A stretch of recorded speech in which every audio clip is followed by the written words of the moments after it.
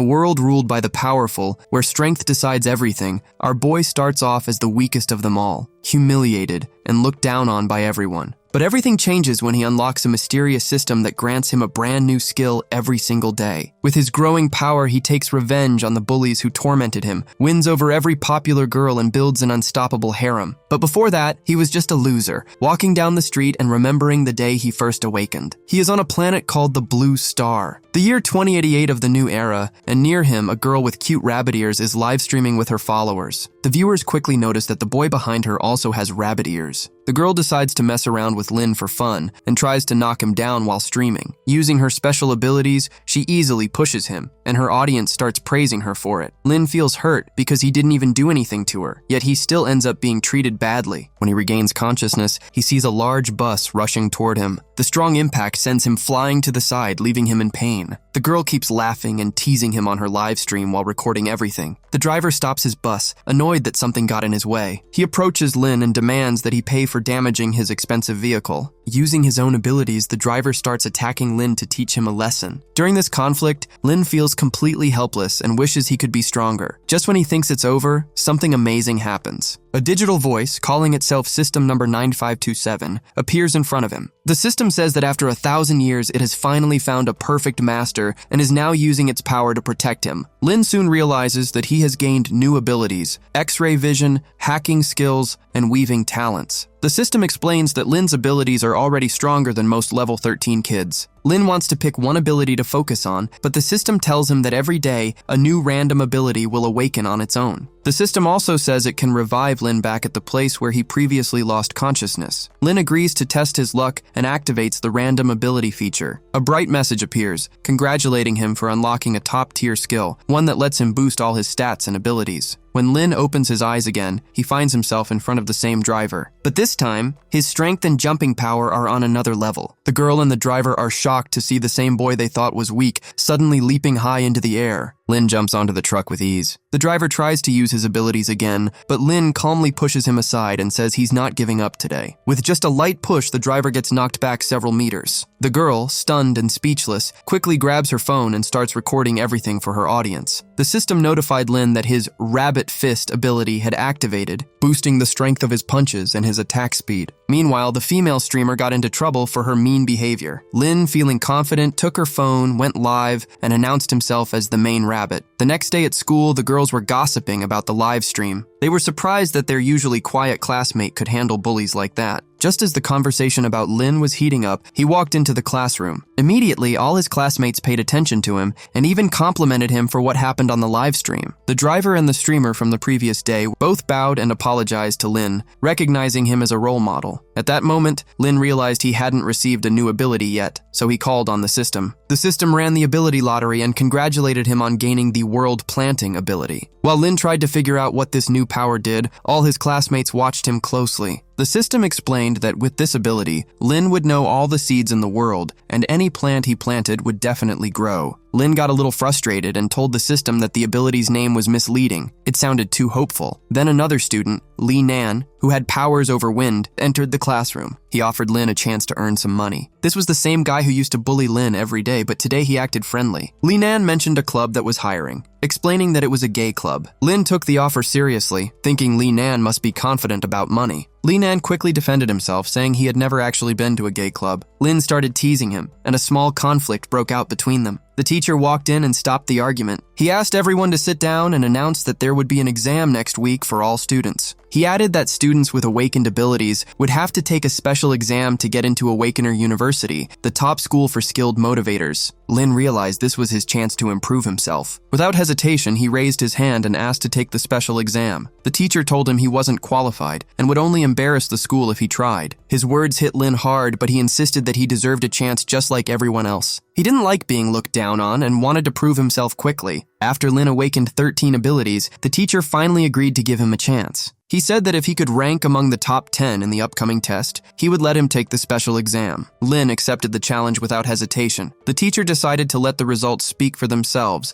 and Lin was determined to give it his all. In just a few moments, he was running toward the school gates, ready to show what he could do. Besides worrying about the tests, Lin also thought about money for tuition since his salary wasn't enough to cover it. He stopped just in time to avoid being hit by a car. Some beautiful girls got out and immediately recognized him as the same rabbit from before. His classmates nearby were totally starstruck by the girls, decided to stay calm and introduced himself to Ming. He remembered that she was the host of that live stream. Ming handed him the jacket he had lost in the fight and asked him to keep her live stream a secret. Her friend Chin was the top-ranked student at school. Ming told Chin about Lin, the unique guy who had faced a 2-star rival. Curious, Lin offered to show some of his abilities, but the girls quickly ended the conversation and suggested they part ways. Lin wanted to get to know Ming better, so he suggested going out for lunch or just chatting. Chin, despite the big strength gap, invited him to a friendly fight next week. She said that if he won, he could make any wish, though Ming thought he probably wouldn't succeed. Ming advised Lin to just take his jacket and skip the challenge. Lin thanked her but said he wasn't going to back down. After the girls left, Lin got a message. It was from someone named Mail, who was in trouble and asking for help. Mail promised to pay any amount, which excited Lin. He hopped on his motorcycle and headed out to help. The situation was happening in a cyber cafe, where a boy named San, an awakened healer with 9 bronze stars, was being targeted by a group of young people. They weren't satisfied even when he offered all his money. They wanted to rough him up badly. Suddenly, Lin showed up with a bat, scolding the attackers for their actions. The attackers, annoyed by his confidence, turned on him. Lin snapped his fingers and called in reinforcements. Dozens of people arrived. The thugs didn't like seeing someone else taking charge in their territory, so they abandoned San and ran off. Grateful, San was curious how Lin managed to gather such a group. To show his thanks, San insisted that Lin be his big brother forever, but Lin was mainly motivated by money. He introduced himself as a high school student and accepted San's offer of 30,000, plus a promise that San would always help him. Lin figured he could use some of that money to pay the helpers and still have enough. It turned out San had been playing a female character in a game, and the guys asked him to speak on the voice chat. He tried to change his voice, but the person was sitting right in front of him. After hearing the full story, Lin decided it was time to get back to work. San offered him a ride in his car, but Lin preferred to go home on his motorcycle. He figured today was just his lucky day because he met that beautiful girl and wanted to get home early so he wouldn't mess up in front of her. A new school day began, but Lin barely had time for it. He was very tired from staying up all night studying for the upcoming exam. He drank some coffee to wake up because today the teacher was going to explain the details of the special exam. To clear his mind, Lin asked the system to give him a new ability for the day. Thanks to the lottery, he gained photographic memory, perfect for acing final exams. Lin decided to test it with simple examples, and it worked flawlessly. It felt like every letter, number, and symbol was permanently etched into his memory. With this ability, learning became effortless, and Lin was basically unstoppable in class. Suddenly, the teacher scolded him for reading a physics textbook during a Chinese lesson. He reminded him that he wouldn't be allowed to take the special exam if he didn't focus in class. Lin decided to stand out and told him he already knew the book by heart. A little showdown between teacher and student began, and Lin didn't lose. He recited all the data from the textbook flawlessly, leaving the teacher stunned. Despite this, the English teacher claimed Lin still couldn't take the special exam because his overall knowledge was too low. Lin recited a little-known fact from the textbook anyway and left, shocking the teacher once more. During break, everyone checked the school rankings and saw that Lin, the weakest student, had jumped to first place. Lin was grateful to the system. With photographic memory, he could now pass any exam easily. 10 days later, the skills competition started in the arena. The stands were packed with students and spectators. The delegate from District 30, one of the top 100 students in the country, was introduced first. Then Chin was announced. She had been in the top 3 in the last round. Chin was furious because she had come in second place. During her outburst, Lin greeted her, and she barely controlled her emotions. She admitted defeat, and Lin suggested they have dinner together. She also apologized for thinking he was weak back then. The way she said it was so sweet that Lin felt himself falling for her. The host noticed their connection and announced it over the loudspeaker. Then he told Lin to compete bravely in rabbit form. Lin confidently announced to the audience that he had come to take first place among all students. Many spectators assumed he had just gotten lucky on the exams and would be quickly eliminated in the ring. Lin grabbed the microphone from the host and told everyone to cheer for their favorites, warning them it wouldn't be easy today. His bold words caused a stir in the stands. He firmly declared himself the #1 student among all participants, even as spectators advised him to be more modest. The host then explained the rules. Winners advance, losers are eliminated. There were 257 students, and their numbers would be sent to their phones. Since the number of participants was odd, one student would randomly skip the first round. While nearby students prayed for victory, Lin yawned from boredom. His number, 66, was called, which made other participants upset that this underdog had once again become a random player. The competition began,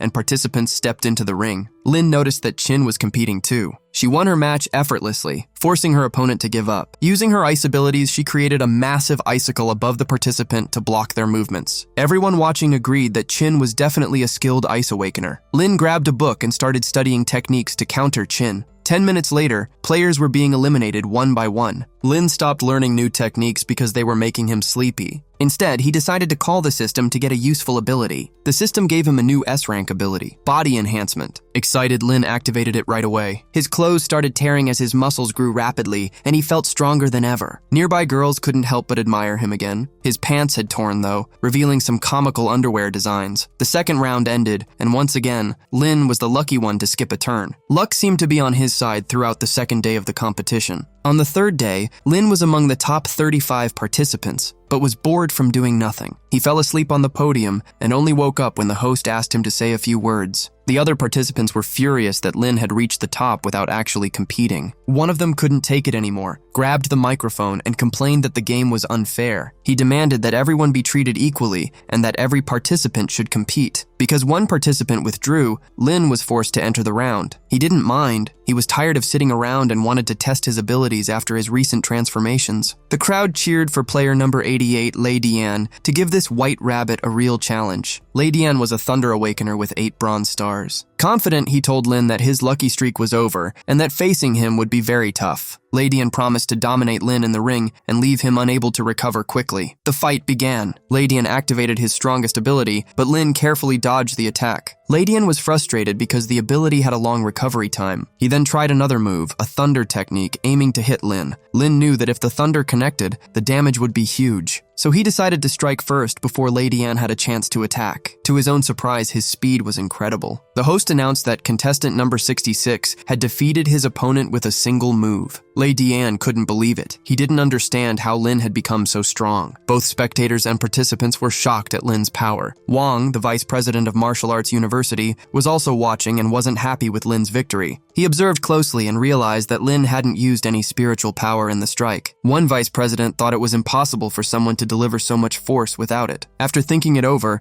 Vice President Wang became very interested in Lin. The next day, Lin faced participant number 12, Shen Gui, who had awakened the physical power of a beast in the form of a wolf. Feeling his opponent's strong aura, Lin decided to enhance his own body. Seeing this, Shen Gui surrendered without even fighting. In the following matches, several other participants did the same, and Lin advanced without having to compete. He eventually reached the top 8 and earned the title Invincible. While resting, the system appeared and offered Lin a new ability. Today, he received mastery of any weapon. With this, he could accurately use bows, spears, and other weapons. During this break, Chin approached him and mentioned forming a team to explore the bronze spirit market over the holidays. Lin got curious and asked her more about it. She explained that after spiritual energy returned, countless spiritual markets reopened, filled with rare beasts and treasures. These beasts were valuable not just for their hides, but also for producing special spiritual orbs useful for cultivation. Lin liked the idea of finding rare treasures while having good company. Chin reassured him that safety wasn't an issue since 6 other people would be joining them. Lin accepted happily but asked who the other members were. Chin didn't reveal details and said she would contact him later. Lin suggested meeting first at a cafe to chat, and Chin told him to get ready for the game so he wouldn't embarrass himself in the ring. The final competition started, and Lin was set to face Chin. Even though he was technically part of her team, she had no plans to give him first place. Lin advised her to just admit defeat, but she insisted on winning. The host announced the start of the game. Chin mentioned that she had earned a black belt in wrestling a few years ago and was confident in her physical strength. Lin thought differently. He attacked, but Chin used a perfect hold, performing a maneuver that brought him down. Thanks to his body enhancement, Lin avoided taking serious damage. The fight had just started, and he still had a chance to turn things around, but all his attacks were blocked easily. One of her strikes even sent him to the ground. Chin told her teammate to surrender because Lin's skills were lacking, boasting that she hadn't even needed to use her best ability. Lin agreed that if the fight continued like this, he would lose. But he saw only one option. He asked the host to pause the match. Lin jumped out of the arena and grabbed a mop, asking the host if he could use it. The host had never seen anyone so bold. Chin couldn't understand why he would use a mop, but she knew the next fight would be intense and needed to be ready. Lin, however, considered the mop the perfect weapon. In his first attack, Chin noticed Lin's transformation as soon as he held the mop. He swung at her, hitting her side lightly. Using his body control ability, he struck again and again. Chin finally had to use her basic ability to create an icicle. Lin felt the cold and his body weakened slightly. If he hadn't enhanced his body earlier, he would have been knocked down. Chin used the cold to create an explosion where Lin stood and asked the host to announce her as the winner. As the host began to speak, Lin emerged from the dust, completely unharmed and ready to keep going. He transformed into his fighting rabbit form and launched another attack on Chin. Lin's strength was so great that he could break through Chin's ice armor. She refused to accept second place and kept fighting. As her energy ran low, she used a second-level breakthrough. Lin realized that one mistake could ruin everything. He asked the referee to stop the match and claimed foul play, saying that breaking through during a fight counted as cheating and didn't follow the rules. Chin noticed that her opponent wasn't attacking her despite her breakthrough. She found the gesture unexpectedly kind and felt a spark of admiration for Lin. Resolving the dispute, she told him to continue the battle fairly, but warned him to be careful. She was now much stronger. With the breakthrough, her speed and attack power had increased and Lin almost fell. His hands were cold from her ability and he began losing focus. Determined not to lose, Lin pushed himself to fight with everything he had. He activated his abilities and rushed at Chin. Seeing his determination, she realized she had underestimated him. Lin knocked her down with a single strike and managed to hold her in a grapple as they fell to the ground. Chin, noticing the strain, asked him kindly to release her and stop the fight. Lin refused, saying he wouldn't let go until she admitted defeat. He jokingly threatened to use a rabbit bite if she didn't give in. Chin decided to give him what he wanted, raising her hand to tell the host she was surrendering, lost consciousness, and fell to the ground. Soon, he regained consciousness, but was confused about who was calling him and where he was. Chin explained that he had overexerted himself and wasted too much energy in the fight. Suddenly, the girl screamed, asking Lin to remove his rabbit paws. Lin then realized it had all been a dream. He woke up in his own bed. The system appeared and gave him an enhanced beast ability, transforming his white rabbit form into a street rabbit. Lin was annoyed, but the system cheered him up, reminding him he hadn't gained any abilities during the day he missed in a coma. Curious, Lin asked the system for another ability. For the second time, he received a rank 300 ability called Cosmic Power Awakening. Since Lin already had similar powers, the system fused them successfully and congratulated him for becoming a B-level beast. This ability gave him many advantages, including a storage space in his stomach to keep anything he wanted. He also unlocked a new skill called Any Door, allowing him to teleport to any point within a 5-meter range in a few seconds. Lin decided to test it by moving downstairs. The ability worked perfectly, and he found himself next to the landlord's daughter, Lixu. Startled, she grabbed a knife, fearing him. Luckily, Lin quickly explained the situation and left safely. The next day, Lin went to meet Chin at a cafe. She had invited everyone so the team could meet the researchers ahead of time. Among the guests were an 8-star sound conqueror and a 9-star healer. She also introduced her friend to another teammate, Chung, a 9-star bronze fire master. 2 other members were supposed to join, but they were busy with university admissions. Lin mentioned that he had received several university invitations that morning. Universities he had never even dreamed of were now competing for him.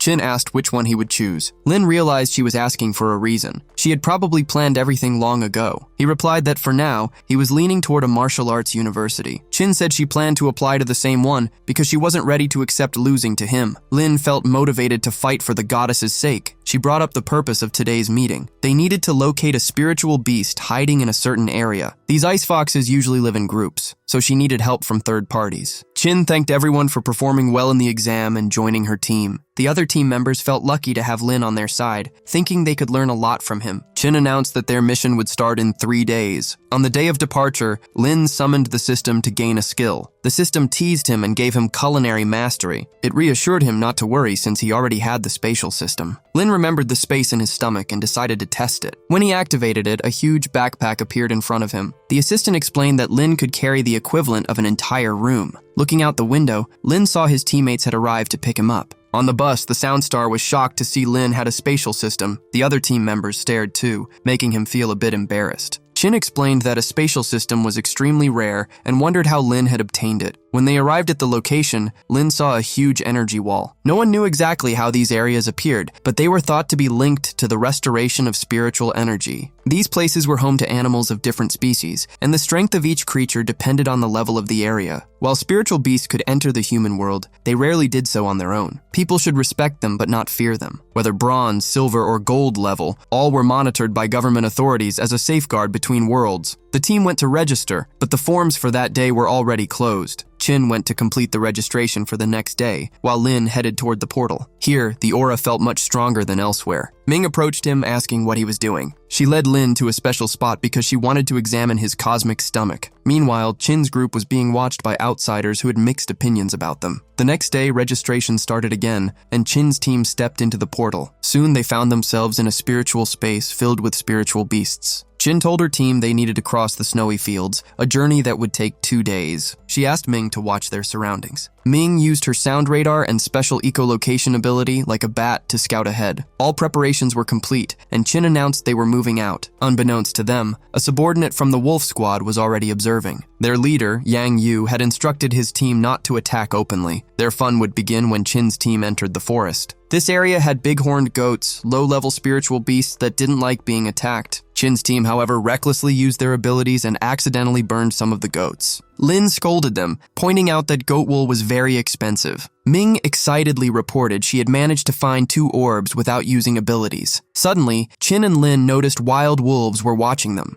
Chin warned her team to stay alert and not trust stealth attacks. She explained that if the wolves sensed one of their pack was hurt or gone, the rest would grow stronger. Lin got curious and asked what would happen if their leader died. Chin explained that the wolf leader wouldn't be easy to defeat. Lin decided to take on the responsibility of finding the wolf leader. He asked his team to stay put while he used the portal to locate it. Soon he found the leader and attacked it with his mop. The wolf leader didn't expect such an attack and after a brief struggle was pinned down. Its subordinates were left confused and didn't know where to go. Because of this, Lin earned even more respect from his team. He suggested searching the wolf for useful items and discovered a golden orb with a hidden ability. He gave it to a teammate to analyze. Lin mentioned that the orb was very valuable and his teammate promised to transfer money to him as thanks once they returned. After handling the wolf leader, Chin's team felt confident about their mission. Then he summoned the system to get a new skill. The system congratulated him on receiving another physical enhancement. Lin wasn't excited at first since he'd received this ability before, but suddenly his clothes tore as his muscles grew. He joked that his friends should take a break while he fixed his outfit. With this enhancement, his strength was now equal to a 6-star silver awakened warrior. Night fell, and the team set up camp and lit a fire. Ming noticed someone following them. After watching carefully, she realized another team was trailing them and suggested keeping their distance. Chin explained that illegal groups sometimes hunt people like them. These groups are hard to track since they leave no trace after finishing their targets. She suspected this team had been watching them since they entered the forest. Lin offered to protect everyone, but Chin insisted it wasn't necessary. Everyone in the team was strong enough to handle the enemy. The next morning, Lin started by learning a new taming skill. Before he could fully focus, he heard Ming calling him. When he stepped out of the tent, he saw a huge snake. The system explained it was a swift cobra, extremely fast, venomous, and very hard to tame. Thanks to his new taming skill, Lin could now receive information about certain creatures. Lin ran to warn his teammates about the snake's close-range attack, but it was already too late. One of the snakes sprayed venom toward the team. Some participants decided to follow Lin's advice and attacked together, but their strikes didn't hurt the snake. Only Chin's ice ability could pierce the snake's armor and draw blood. When Lin was ready to deliver the final blow, the fat teammate noticed something moving inside the snake. Lin examined it carefully and told everyone to stay alert. He cut open the snake and discovered a pair of eyes, a docile mole that was familiar with the ground. Alongside it, several orbs were hidden inside the snake. The mole clearly wanted the orbs in Lin's hands. Finally, the mole jumped on Lin and grabbed one orb. Lin used his skill to create an explosion, scaring it off. Suddenly, Chin said she heard voices, and Ming sensed they were surrounded by a group of spiritual beasts, many of them. Dozens of moles appeared, each holding orbs in their paws. All the moles ran to Lin and offered the orbs. Lin understood that this was their way of thanking him for the 2 earthly orbs he had given earlier. As a result, Chin's team ended up with 213 spiritual orbs, including magical ones. Unfortunately, none of the rare or earthly orbs survived, since the moles had already taken them. Lin decided to accept the mole's offer without hesitation. Chin suggested he try to absorb the orbs. Lin had never done this before, but followed her advice. He absorbed one orb, earning 3 bronze stars and even achieving a breakthrough. Chin congratulated him and noted that the team's overall strength had grown significantly. Lin tamed the mole and told it to follow the team. Meanwhile, Chin's team was being secretly watched by a group of hooligans. Their leader asked why they hadn't attacked yet. He replied that they needed to let the team go deeper into the forest first, trusting his men to handle them when the time was right. That afternoon, Chin's team returned to camp and lit a fire. The mole helped set up the stakes. Lin asked his team to leave the area safely, then poured venom on the ground to prevent anyone from leaving. He instructed the moles to stay alert and not let other spiritual beasts interfere. Chin announced that all the traps were in place and that an attack could be expected. Ming shared some important news. The group they were watching had stopped half a kilometer away. She had overheard their conversation and learned that an attack was planned for that night. She also discovered that their opponents included several silver-level fighters. Lin noticed that everyone on the team was nervous, which was only making things worse. He didn't hold back and told his teammates they were acting all wrong. He asked them to stay calm, reminding them that they could handle anyone who attacked. Taking charge, he divided the team into roles. He promised Chin that she could always rely on him. Hearing this, Chin felt moved and fell for Lin even more. Night fell and a group of bandits prepared to strike. At first, there were only 3 of them, but they were well armed. The wolf leader also organized his group, and more people joined them. At the leader's command, they charged toward Chin's team, aiming to surround them. But one bandit suspected something and fell into a trap, getting caught by the stakes the moles had set. This almost shocked the wolf leader, who ordered his team to retreat to avoid the traps. Thanks to the traps, 2 of the bandits were neutralized. One fell into a pit and was pierced by a spear coated with venom. Lin stepped out of the tent and scolded them for making noise at night. The wolf leader couldn't understand how he and his team, after chasing others all day, had become the ones in danger. He didn't care about Chin's team's level. He assumed they would all fail. Lin, however, calmly said it was still to be seen who would have the upper hand tonight. He activated his prepared skills and told his teammates to advance. His 2 companions, with fireball and thunder skills, were ready to face the attackers. By the time the wolf leader realized they were being ambushed, it was too late. Chin used an ice mark to freeze the bandits in place. While they were immobilized, a massive fireball engulfed them. The leader saw that one of his subordinates was already neutralized, but still trusted his team to put up a fight. All the bandits were silver level, radiating a strong aura that even made Chin feel tense. To stay in the right, the team knew they were simply defending themselves. Chin decided to take the lead against the wolf leader. Lin asked her to slow down and trust him. She realized fear still held her back, but she insisted on moving forward her way. Lin promised to support her as quickly as possible. He asked Ming to secure a safe spot and the rest of the team to cover her. Lin stepped forward before the remaining bandits could react, but they didn't see him as a real threat. They launched attacks using their special skills, but Lin warned them to be careful. In the next moment, they were thrown a good distance away from him. When they landed, Lin teased them, saying they hadn't even used 10% of their strength in the attack. Lin's team realized they were probably going to win. Meanwhile, Chin attacked the group leader. Seeing her in danger, Lin rushed to help, pulling her out of the leader's grasp. He noticed the rest of the group was already neutralized. When Lin tried attacking the leader with just a stick, the leader countered immediately with a whip. Lin realized he had underestimated the skills of silver-level fighters and needed a smarter strategy. He decided to use a special skill through his portal. Suddenly, the leader noticed that all his opponents had vanished. This was Lin using his ability to move 5 meters instantly. When the leader reacted, he used another skill, but Lin ordered his teammates to start their attack. Chin used her reliable ice freezing skill. Another teammate launched a fireball, and a lightning attack appeared in the area. Combining their powers, Chin's team successfully pushed back the leader. He was sent flying backward and lost consciousness from the impact. The fat man checked him and confirmed he was still alive. Lin explained to his team that finishing fights like this was normal in these areas because of the laws of the spiritual beasts. He said their group's purpose was to stop crime and chaos. After the battle, he suggested resting, but first considered handling the remaining threats. In the end, he decided to simply change the location and sent the team to sleep while he and the fat man stayed to guard the camp. Chin stepped out of the tent and asked the fat man to head to bed, explaining she needed to talk to Lin privately. Lin felt embarrassed because he also had feelings for her and was nervous about the conversation. Chin started by saying she found Lin attractive and fell completely for him when he took charge and helped deal with the group. Without thinking, Lin took her hands and asked if she had a boyfriend, which embarrassed Chin.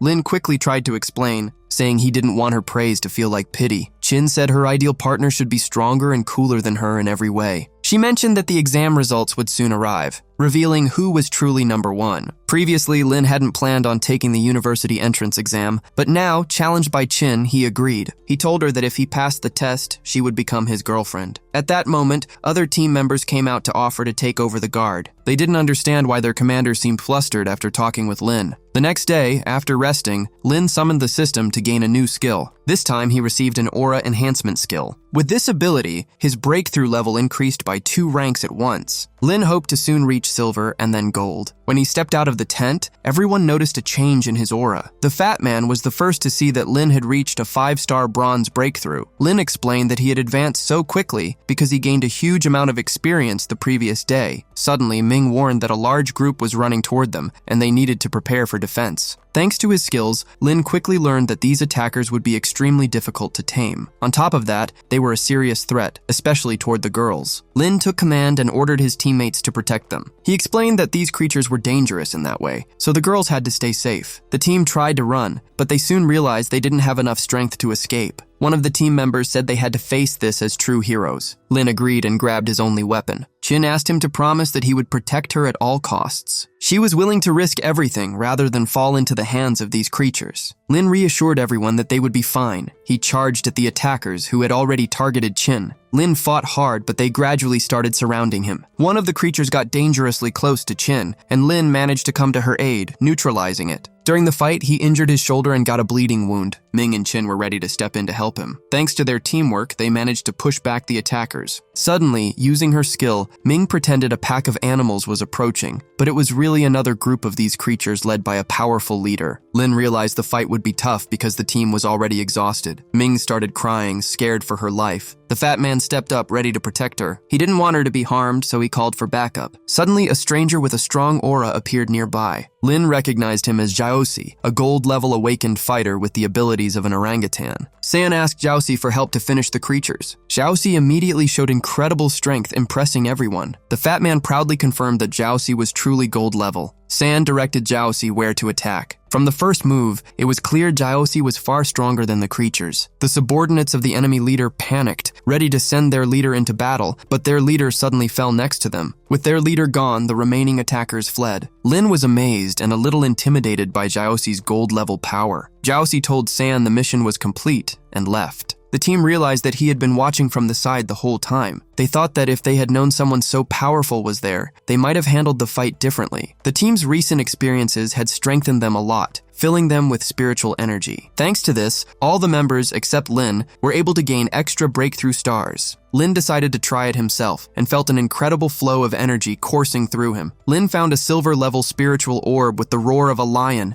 that could immobilize an enemy for a few seconds. He decided to give this rare orb to the fat man. San hinted that with this orb, he could show his affection for Ming, the girl he loved. In return for the gift, San promised to thank Lin with 2 million when they got back. He wanted Ming to be his, and after their return, she indeed became his wife. Suddenly, Ming approached the young men and asked what they were doing. Seeing San confused, Lin decided to help. He nudged San toward Ming and encouraged him to give her the orb as a gift. Using the silver orb with the system's sound skill, Ming melted and fell in love with San. Chin ended this little love story and told everyone to pack their things so they could keep moving. Soon, they reached the edge of the forest and snowy mountains and decided to stop there for the night. Lin took some time to think about his relationship with Chin. After a night passed, Lin used his assistant to acquire a new aiming skill. He felt a little disappointed because the skill seemed useless, so he decided to cheer himself up with something sweet. San thanked him for his help earlier and gave him a jar of honey. Suddenly, a huge white predator grabbed the jar. Lin scanned it and discovered it was a snow bear, a silver-level spiritual beast. Ming quickly tried to save everyone by using her lion roar skill, and the others joined in with their best abilities. In seconds, the snow bear was taken down. Chin announced that today they should reach their destination, the fox den. Lin checked the bear's body for spiritual orbs, but decided it wasn't worth the effort and threw it into his spatial storage. 3 hours later, the map showed that the team was close to a trench. Ming used her skill to sense that there were moles nearby and 2 snow foxes. At the same time, a small snow fox cub ran toward them. Lin learned that the cub could be tamed easily easily, and that it was important not to harm its family. He was curious to see what Chin would do, since she had come for a snow fox orb but had grown fond of the cub. Lin explained that it wouldn't be hard for her to take the orb if she wanted, but she gently released the fox, saying she didn't want to be like people who harm animals for personal reasons. For now, she was happy just to meet such a cute creature. She told her team to prepare to leave, but suddenly danger appeared. Two huge snow foxes showed up, acting aggressively. They thought the young people were trying to take their cub. Fortunately, the little fox ran to its parents and managed to explain the situation. The adult foxes calmed down. Lin then approached the adult foxes and explained that he needed the same orb the cub had. He offered to help them fight off enemies in exchange for the orb. The foxes told Lin that they had been chased by a snow bear and couldn't handle it on their own. Lin took the bear's body out of his bag, and the foxes thanked him for his help. As a reward, they gave him 2 orbs he needed. With these orbs, Chin could learn a new skill. She immediately absorbed one of the orbs and gained the power she needed. When she tested her strength, her attack was much stronger than before. Lin realized that he would probably never surpass Chin now. The team took a photo to remember the moment and decided to head back. 3 days after the expedition, Lin received all the funds for the orbs he had collected, and the total income from the trip exceeded 10 million yuan. If Lin managed to get first place in the exam, he could fulfill all of Chin's requests. Lin summoned the system and asked for a new skill. This time, he acquired the skill of clairvoyance, which he could use in the exam. He also decided to use it to monitor Chin's safety. A month later, it was revealed that Chin's team was the only one to pass the exam. Ming hoped to be among the top 10 participants. When the results came in, Chin got angry because Lin had taken first place. She couldn't understand how he had scored the maximum in every subject. Swallowing her pride, Chin admitted defeat and acknowledged that Lin was smarter than her. On top of that, Lin showed her that he had a huge sum of money and could even become her fiancé. Unfortunately, Chin pushed him away, meaning Lin still had a long way to go to win her heart. The team said their goodbyes and promised to meet again in 2 weeks. The day before their trip, Lin felt uneasy about leaving his house. Then he acquired a new skill for increasing spiritual energy. He decided not to use it right away, wanting to test how far he could push himself naturally. He absorbed orb after orb and ran an experiment. He managed to reach a breakthrough of 9 bronze stars. Then, using the boost from today's skill, he reached a silver star. As a reward, the system gave him a teleportation skill, which allowed him to absorb objects from a distance. Lin tried using it, but exhausted all his accumulated energy in a single attempt. The system warned that he would need a lot of practice to master the skill. The next day, Chin came to visit, and Lin's door was open. Inside, she saw a note and an envelope on the table. The note said that Lin was going to study in Shanghai, and the envelope contained a large sum of money that he had won, but it hadn't been from Chin. It was from Lin's sister. At that moment, Lin and his friends were on their way to school when his sister Xiao called him, telling him to come back home. Lin managed to explain to her that he had earned the money honestly. By the end of their conversation, Xiao asked him that if he ever found a girlfriend, he should bring her home to meet the family. When the group arrived at the school, they had to get out of the car. At the station, they were welcomed by the university director, Chen. At first, he praised Lin's skills, which he had seen in recordings of his previous battles. When he noticed that Lin had reached the silver level, he asked him to come to his office later. Lin was shocked. He had just arrived, and now his superiors already wanted to see him. The male and female students lived in separate areas. Before heading to the director's office, Lin decided to learn a new skill. He gained another physical enhancement, rank C, which made his physical strength equivalent to 2 golden stars. In the future, once he reached the gold level, any physical enhancement would be rank 200. At the director's office, the conversation started with class divisions. There were 7 levels: bronze, silver, gold, platinum, diamond, myth, and legend. Remembering that Lin was part beast,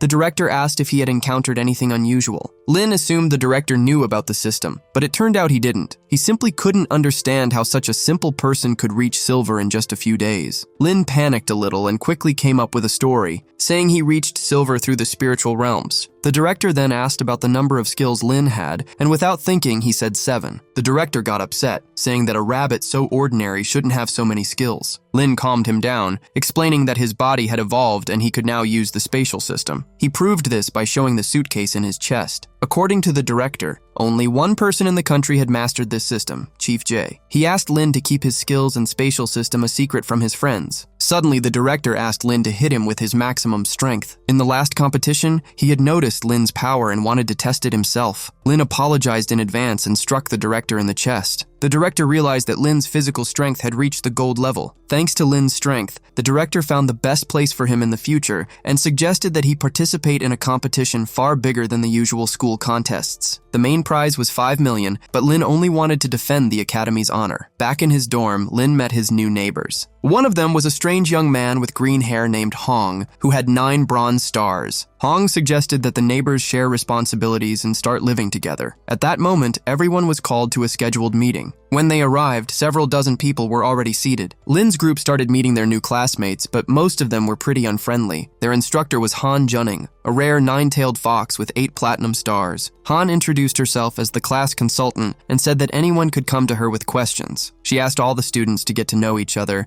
and then select a class leader. The first to step forward was Fadian, a silver-level healer who admitted he liked Ming. Lin then introduced himself as a silver-awakened rabbit. Han noted that everyone already knew Lin because of the previous competition, which caused the other students to whisper. They couldn't believe a rabbit would be in their class. After the meeting, Han suggested choosing a class leader. She picked several silver-level candidates who had scored more than 700 points. The list included Qin, Lin, Yang, and Sima Han, then announced a mini-battle where each candidate would introduce themselves. Sima said he was a 2-star silver beast in the form of an eagle and wanted to be class leader so their class could be the best in the academy. Next, Lin spoke. He wasn't interested in being leader, so he told everyone not to vote for him and suggested they give their votes to Qin. Qin humbly asked the students to vote for her. Finally, Yang spoke. Yang was a 3-star silver fire-awakened student. All the male students immediately liked her and were ready to give her votes. It was clear the election would come down to the 2 girls. When the votes were counted, Han announced that Qin had won, and everyone applauded. Yang, the vice director, was angry about losing. Han then explained the military-style training, which was harder than the usual training. Students who didn't complete it would be expelled. The trainers were experienced special forces combatants. During the consultation,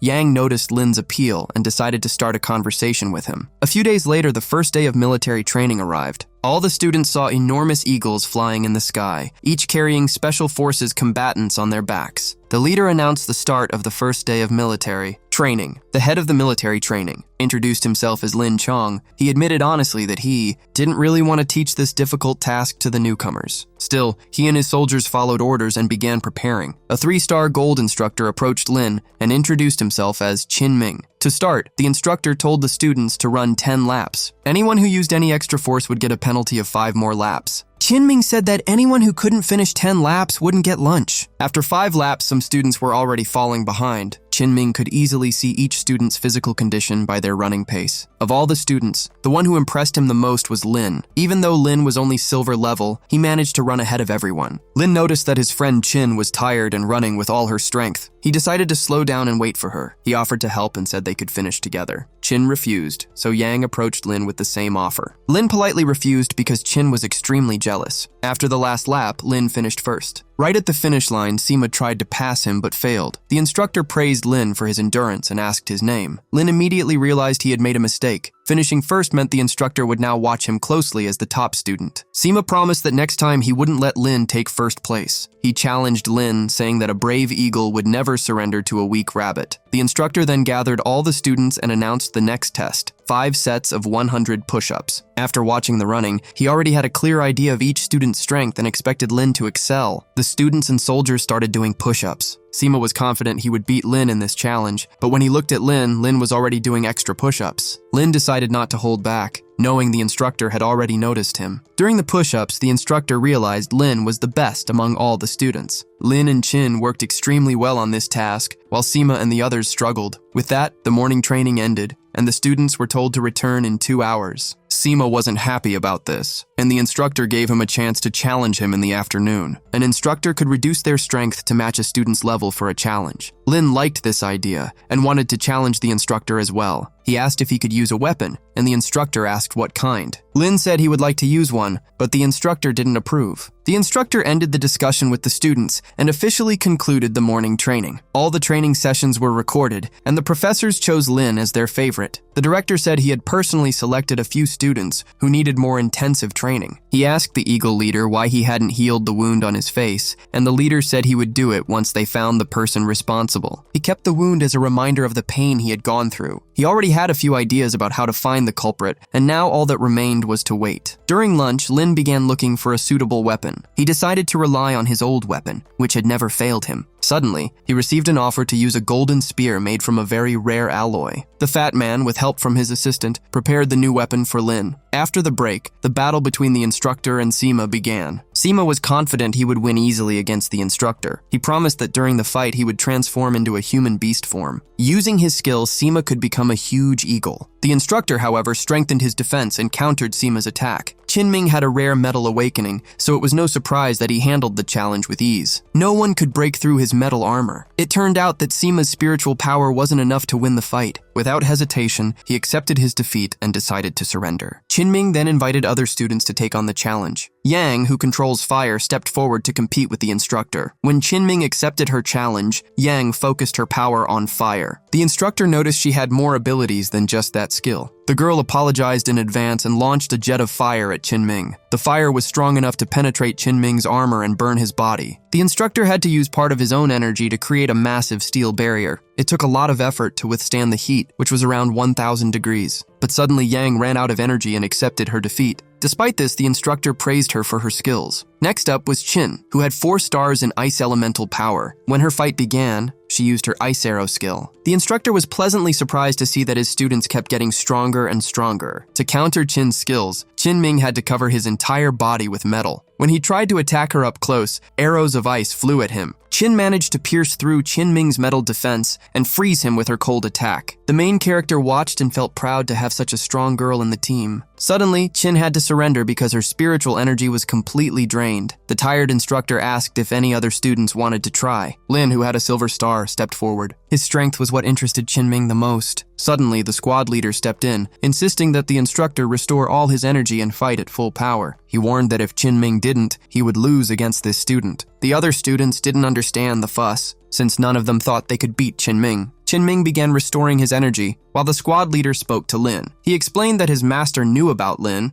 and Lin assumed he meant the space outer. After learning more, the leader asked Lin to teach Qinming a lesson because he had become arrogant. Lin Cheng told Qinming that if he lost, he would have to do 500 push-ups. Lin didn't like this, as he preferred staying in the shadows and avoiding fame. Qinming started the fight and asked Lin to transform into a beast. Lin apologized and said his power didn't rely on transformation. The instructor found this bold and was angry, thinking beast power should come from transformation. He launched the first attack at Lin. Lin noticed that Qinming hadn't trained much and relied only on his own skills. Qinming made a few clumsy moves, dodging some blows, but he couldn't be called professional. Still, his attacks were strong and could only be countered if he made a mistake. Lin threw his weapon at Qinming, catching him off guard and sending him flying. When Qinming hit the ground, Lin Cheng laughed, feeling vindicated. Everyone realized that Lin's physical strength had reached gold level. Qinming understood that he could never surpass this white rabbit in skill and realized he wanted someone that strong on his side. The students cheered for Lin, wishing him success. Lin himself didn't understand why his single attack had unsettled the instructor. Qinming got up, determined not to let Lin get too arrogant, and created an energy dagger with his skills. The main character realized that this battle wasn't really about weapons, but about skills and technique. Lin Cheng noticed that the instructor had become more serious, and each of his weapons had its own strengths and weaknesses. The spear was great for long-range attacks, letting him fight without close contact, but it was tricky in close combat. The instructor's dagger, on the other hand, was perfect for close-range fighting but weak at a distance. Lin Cheng found it interesting to watch the two fighters go head-to-head. He thought Qinming was strong mainly because he could handle multiple weapons and had a solid metal defense. When the instructor got close, Lin switched his spear into 2 daggers. Qinming was grateful that Lin had advised him to restore his energy. Otherwise, he might have lost. Lin attacked again, sending the instructor flying. Qinming couldn't understand how someone awakened to a beast could have so much power. Lin was getting tired since the fight had lasted a long time. He hinted that Qinming could choose to continue or stop, but Qinming didn't know how it would end. Lin openly suggested that the fight could end in a tie since they were equally strong. When Qinming agreed, Lin told him that at the end, Qinming would be the true winner. The instructor admitted that he hadn't held back his skills and considered Lin the winner, letting him skip the rest of the training. Sima felt a mix of jealousy and envy. Qinming then told the other students that they had to run 10 more laps, or they'd skip dinner. The fat man felt upset since he couldn't be without Lin. Lin wished him luck and was then approached by Lin Cheng, who suggested taking advantage of free time to go for a walk with him. Lin was alarmed, unsure what Lin Cheng meant. He said he had important things to do, which angered Lin Cheng.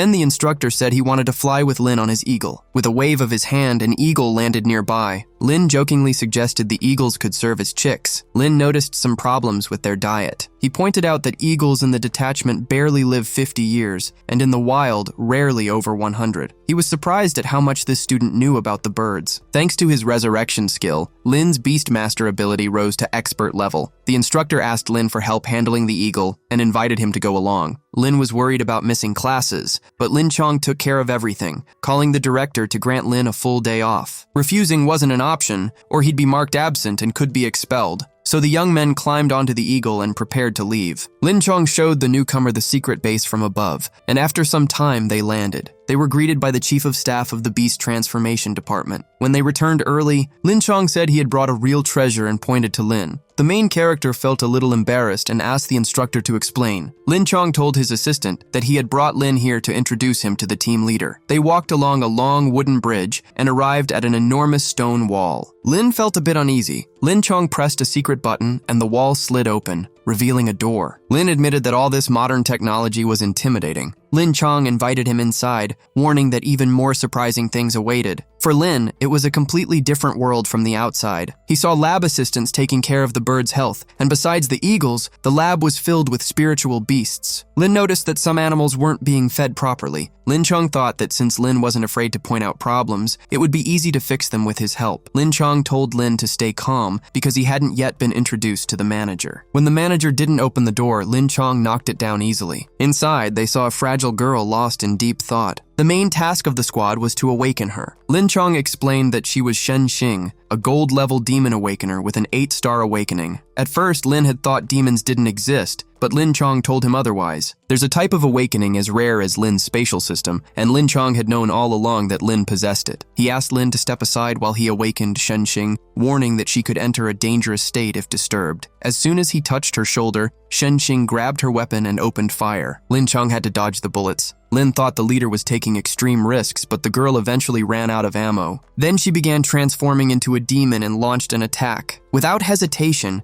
Lin Chong used his stone wall skill, but for Shen Xing the wall was no obstacle. She shattered it instantly. Lin Chong used his stone skin technique and realized that she was close to 9 stars. Her attacks were so strong that even he, with 3 layers of defense, struggled to match her. Moments later, he called Lin for help. Lin rushed over but got distracted by the firebird's parameters. He noticed an error that could cause the bird to be born with defects. Lin immediately reported it to Lin Chong and explained how to fix it, which calmed Shen Xing. The horns on her head disappeared, and she turned toward them. She explained that she had been incubating firebirds for a long time, but couldn't find the mistake. Lin Chong felt a little offended, thinking that she had awakened so easily while he had endured years of training. He told her that he had brought in an expert in spiritual beasts to solve the problem. The girl laughed, skeptical that someone so young could be an expert. Lin then explained that the problem was with the parameters she set. The incubator was too cold. Fire elemental spiritual beasts need heat, usually provided by the mother bird breathing fire on the egg to speed up hatching. Besides temperature, spiritual energy is needed for the chick to be born. Lin suggested placing several spiritual spheres near the egg so the chick could absorb the energy it needed on its own. Shen Xing had seen birds use fire to incubate their eggs before, but this was the first time she'd heard about spiritual realms. The main character decided to test her knowledge and asked what the main differences were between their habitat and our reality. The girl didn't have an answer, so Lin explained that the main difference was the aura. Hearing this,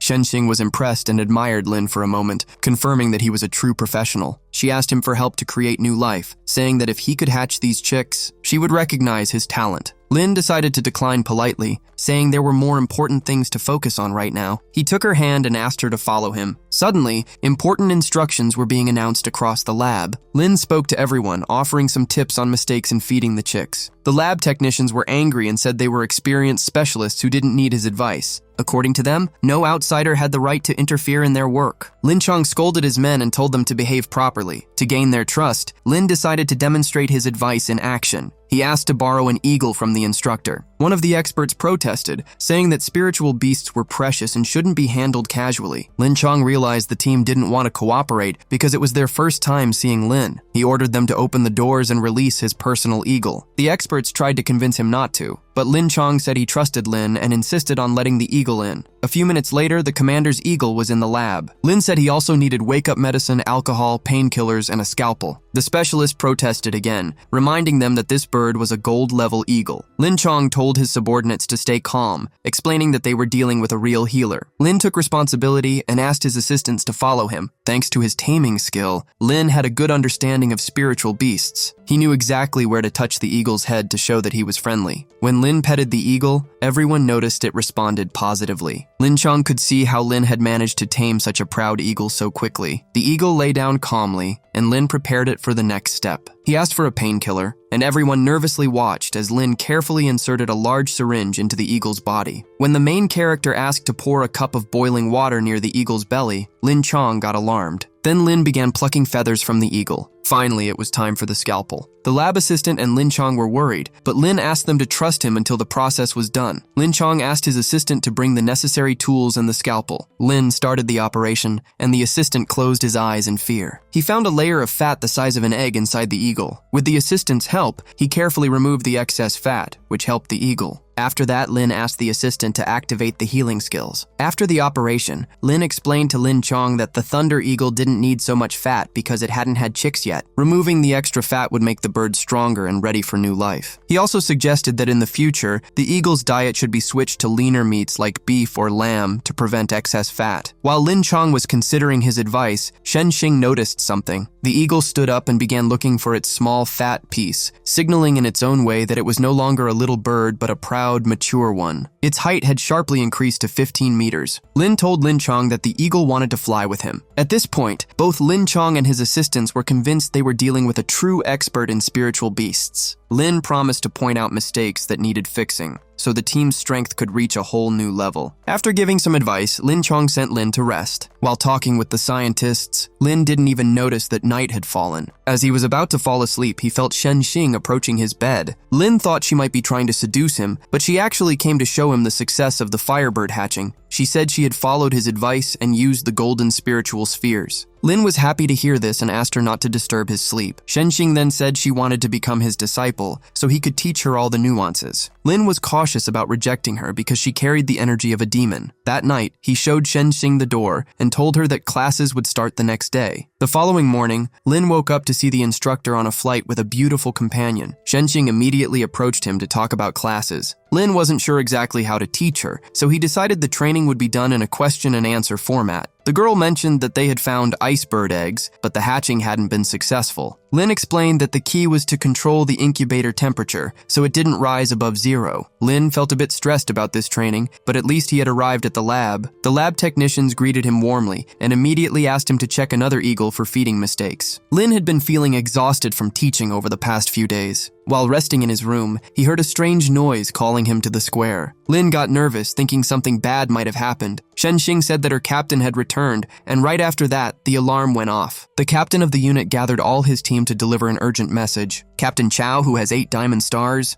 explained that a few days ago, a transnational criminal group had appeared in the country. After several days of surveillance, the commander located their hideout. Captain Chow decided to select the 10 best members and form a special mission team. He also mentioned that he knew a certain Lin was among his subordinates. The main character raised his hand and introduced himself to Captain Chow. At first, the captain thought he was just a kid, but Shen Xing confirmed that Lin was an expert. Shen Xing listed all of Lin's achievements and impressed the captain. Chow was hesitant to include someone like him on such a dangerous mission, fearing something might go wrong. Lin volunteered, taking full responsibility for any consequences. Shen Xing asked the captain to allow Lin to go, promising to defend him if needed. Lin knew the mission could be risky, but he was determined to take it on. Chow gave Lin the information he needed to study and asked him to prepare for departure. Soon, Lin, along with Shen Xing, boarded a Thunder Eagle. Lin learned that the leader of the criminal group was a dangerous man with 8 platinum stars. The leader's subordinates were responsible for mass crimes and were on the run. Lin's team was tasked with taking on a group of mercenaries who committed crimes like arson, robberies, and other serious offenses. Shenxing explained that the problem was these criminals often operated in crowded areas, so mistakes could hurt innocent people. Additionally, the group had an explosives expert, making it ideal if Shenxing's team included someone with a spatial system awakening. Soon, Shenxing received an important call and said they had arrived at the target location, a simple border village. Lin Chong met them there and explained that he had discovered the group by chance while on an eagle reconnaissance. He had to monitor them for days, which made it impossible to communicate with his team. It turned out the criminal had been misleading Lin Chong for several days and wasn't at the expected location. Fortunately, the instructor discovered that the criminal had returned to his hideout in a hotel. Lin Chong advised Lin not to look worried because they were probably being followed. The leader then ordered the team to rest and gather strength for the next move. The next day, Shenxing reported that she had followed the criminal all night, but he had only gone to a nearby store. Lin suggested that Shenxing go for a walk to get a closer look. The girl said she didn't have suitable clothes, so the hero pulled something appropriate from his backpack. Shenxing took the clothes and decided to follow the criminal outside. As they walked through the streets, Lin gradually started to develop feelings for her. They arrived at the target location, but a sniper was already watching. Using his skills, Lin sensed the sniper and warned Shenxing to distract him. Lin decided to play a little trick and started teasing Shenxing. When they got to the hotel, they said they couldn't wait any longer and needed a room on the 3rd floor. The administrator gave them a room on the 4th floor instead, which actually worked to their advantage. She asked for their ID cards, but Shenxing had forgotten hers at home. Lin apologized and jokingly said it was hard for him to resist such beauty. The administrator still refused, so they ended up offering a bribe. It worked, and Lin and Shenxing went to their room. The room was well soundproofed, so Lin couldn't pick up any signals to wiretap, but he still caught a wave and heard a female voice. Shenxing and Lin realized it was an intimate conversation. They switched to another channel and caught an angry discussion. Shenxing couldn't understand everything, even though she knew 8 languages, but luckily, Lin understood all human languages on Earth. Lin caught 3 key points from the conversation. First, these people weren't acting on their own. They were hired by someone. Second, they needed to transport something out of country N. Third, they had prepared a large amount of explosives which could cause major problems if not handled. The heroes realized that someone 3 times stronger than these criminals was controlling them. The criminals also mentioned they needed a day to move the goods out of the country. The leader of the group told his team that tomorrow they would start an important mission, and if they succeeded, they wouldn't have to worry about money for the rest of their lives. Suddenly, Shenxing got a call from the captain, and it wasn't good news. She answered and asked what was going on. The captain explained that they had fallen into a trap and lost whatever they were supposed to protect. Lin realized this was probably connected to the conversation they had just overheard. He told the captain that a group of mercenaries would be moving the goods tomorrow, which might be what was lost. The captain warned them to be careful, saying that things could get dangerous if the group discovered them. He added that he would send a support team to Shenxing and Lin. He also explained that what was stolen was the lifelong research of a respected expert, a final model of a spiritual weapon. The captain's team's job was to make sure the information got back into the right hands. Lin reassured the captain that he and Shenxing would handle everything carefully. Shenxing explained that the spiritual weapon could absorb spiritual energy and amplify it in attacks. Unfortunately, the original researcher had passed away. Lin said it was important to recover what was stolen and honor the master's legacy. Instructor Chow arrived with a support team. Shenxing suggested they coordinate with the fire department to evacuate the hotel under the guise of a drill. Lin remembered the system and requested today's skill. He received the land driving skill, which lets him drive any type of vehicle, including tanks and armored vehicles. Lin was annoyed that it was only a rank E skill. During the Lost Day, Lin had also gained a ventriloquism skill, which lets him replicate any sound, something he realized would be useful for this mission. He asked Lin Chong where the group might have hidden the explosives. After Lin Chong shared his thoughts, Lin felt confident it would be easy to handle. He laughed and said they just needed to take the flame out of the cauldron and set the inn on fire. Then Lin says, the captain and his assistants pretend to be police to help the criminals escape as quickly as possible to a safe distance in case of an explosion.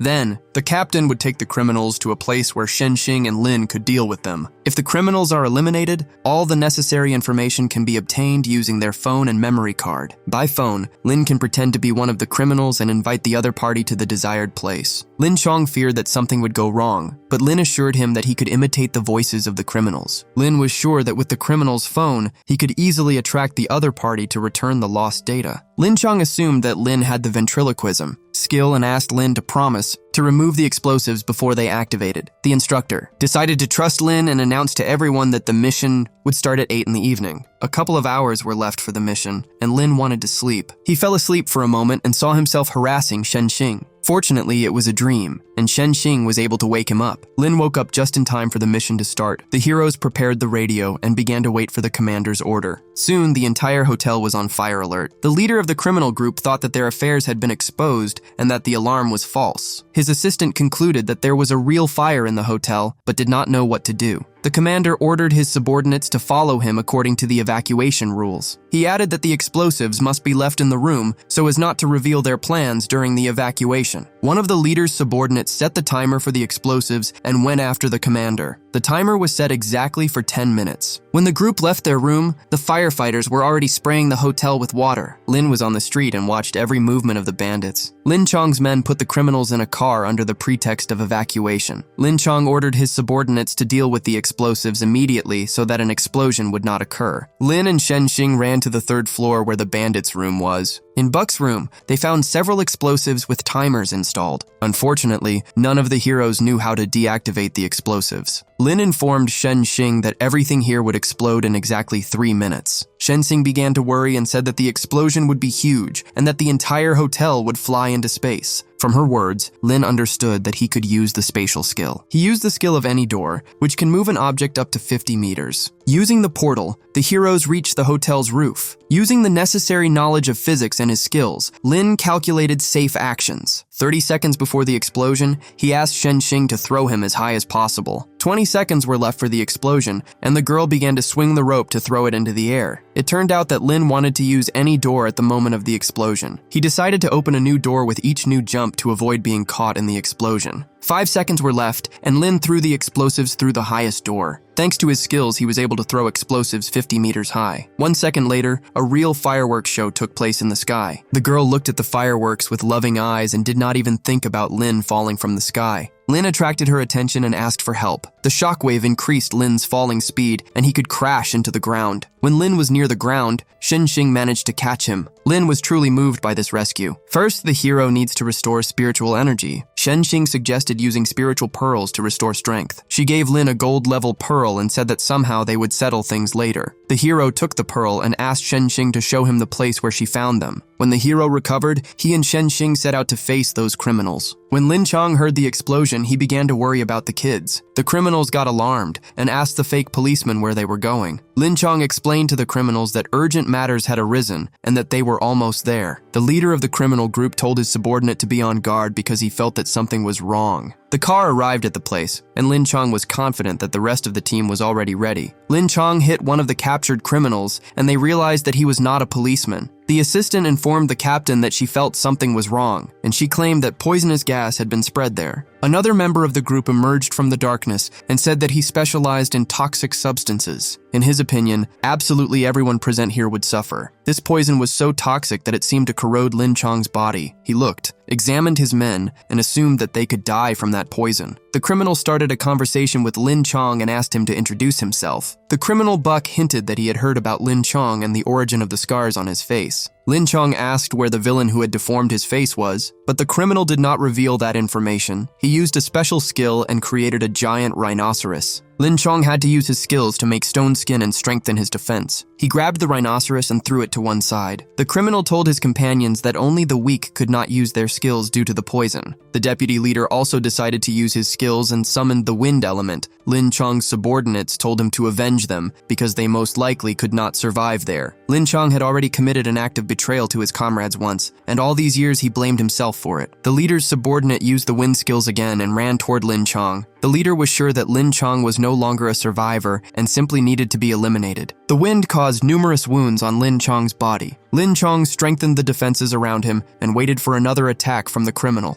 Lin Chong's subordinates noticed that he had started to bleed. The instructor realized that he could not escape his fate and regretted not being able to save the guys. When he had already said goodbye to his life, he saw a car flying toward the criminal. At that moment, Lin Chong thought it was a miraculous rescue and wondered who that daredevil was. Lin flew out of the car at high speed, hugging Shenxing. They arrived while Captain Lin Chong was still alive. Lin Chong informed his subordinates that they had fallen into a trap and that everyone would die from the poison. The criminals were confused when a police car ran over one of their members. The leader ordered his subordinate to treat another fighter and ordered the rest to attack. They said it in a completely incomprehensible language, but fortunately, Lin knew it. The criminals were stunned when they heard that Lin could speak their language. When they recovered from their shock and began to attack, Shen Xing started her transformation into a demon. The expert in earth elemental techniques was the tank of the mercenary group. The girl's murderous aura could have disastrous consequences for the entire criminal group. She only made one move and shattered the criminal's arm. The criminals got alarmed when they realized that the power of 9 golden stars had fallen upon them. They decided to attack the girl altogether, but they failed. Meanwhile, Lin Chong and his subordinates were losing consciousness little by little. The healer girl urgently recommended that Lin at least save the commander because he was about to die. Fortunately, Lin had previously acquired the skill of the art of medicine and bought some medicines. He can determine the degree of poisoning by his pulse, and if he intervenes now, the girl will be fine. But after a moment, the girl was saved from the poisoning. The healer girl asked to save the commander, but the hero asked her for help.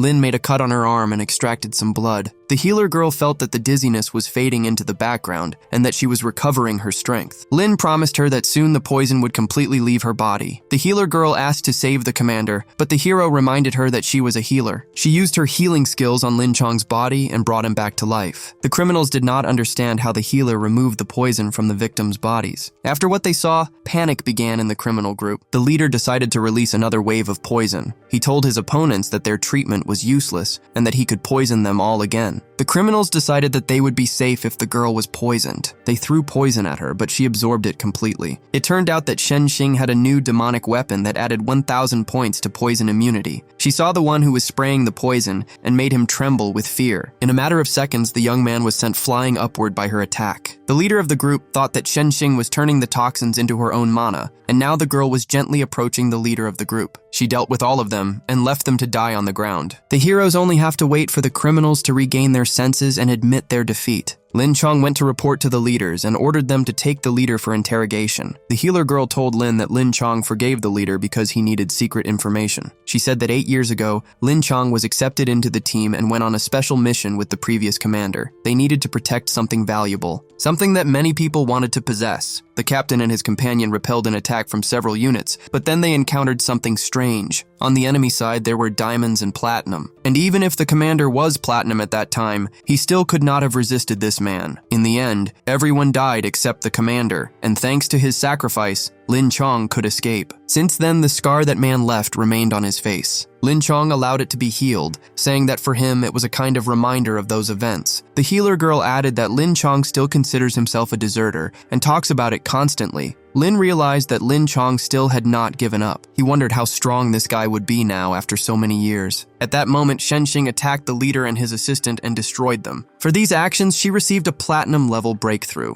Lin Chong ordered that the remaining ones be taken away to ask them some questions. He asked the first girl he met how they knew he had a scar on his face. The girl pretended that she did not understand the language and started making excuses. Lin acted as a translator and explained the situation to the girl. A couple of minutes later, he informed Lin Chong that these people did not know anything about his scar. Unfortunately, the one who knew about his scar was poisoned with toxins and has no cure. The healer girl appeared immediately and announced that she could restore his sanity. Feeling the warmth of the envelope on himself, the man regained his senses. Lin Chong told Shen Xing to take everyone else out of there to start the interrogation. He himself approached the guy and asked him to tell everything he knew. The young man did not want to say anything because he thought it would be useless. Lin Chong promised that he would not kill him if it was true, but he did not believe him. Knowing what Lin Chong thought about oaths, the young man asked him to promise that nothing would happen to him. Lin Chong swore that the members of his team would not do anything against this guy. The criminal said that Capella was an American agent, a man with incredible skills, and it was he who left this scar on his face. In their last meeting, this man was at the peak of the diamond level. The criminal said that he learned this information after Capella had a drink with him and told him everything. During all these years, Lin Chong also thought about Capella, but could not gather evidence. After hearing this information, Lin Chong decided to let these guys go. Lin said that it was not necessary to let these criminals go because they had already obtained the necessary information. The criminal said that according to the oath, his team would be cursed for several years. Lin said that the team may be afraid of curses, but he has nothing to do with them. He turned into a white rabbit and advised the boy not to resist. He dealt with the bandit and got his phone. After that, he informed Lin Chong about the explosion that did not cause victims. Then Lin Chong bowed to Lin in gratitude. He believed that thanks to Lin, the operation was successful and all his subordinates were still alive. Lin asked the commander not to thank him anymore for his help. Lin Chong asked not to call him commander anymore because they were not strangers, and instead could simply call him brother. Brother Lin Chong suggested that they go back to interrogate the surviving guys and then rest a bit. The next day, Lin began to interrogate one of the bandits. The girl's name is Matsushita Mimiko, and she is from Japan. Initially, she worked as a